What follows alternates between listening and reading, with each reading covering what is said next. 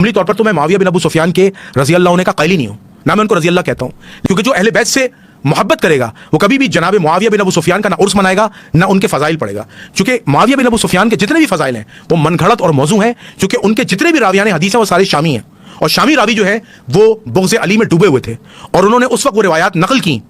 کہ جب وہ مولا کائنات سے کھلم کھلا بغض کر رہے تھے اور ان کو گالیاں دیتے تھے، ان کی توہین کرتے تھے، تکفیر کرتے تھے، اور مساجد میں بیٹھ کے کرتے تھے اور علل اعلان کرتے تھے۔ یہ وہی شامی راوی ہیں، یہ وہی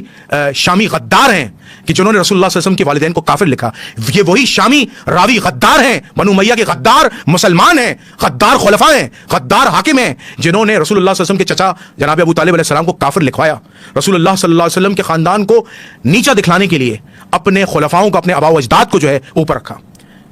اور جس کی معاذ اللہ ثم معاذ اللہ آج یزیدی اور تکفیری مولوی حمایت کرتے ہیں، اللہ ان کو ہدایت دے۔ یہ جو میری تحقیق ہے، یہ ساری جو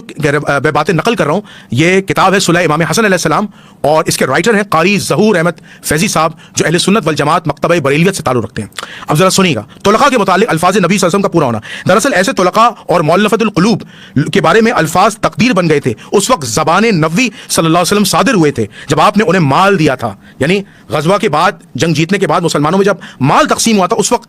یہ طلقاء کہلائے تھے۔ آپ صلی اللہ علیہ وسلم نے قدیم اصحاب سے فرمایا کہ میں نے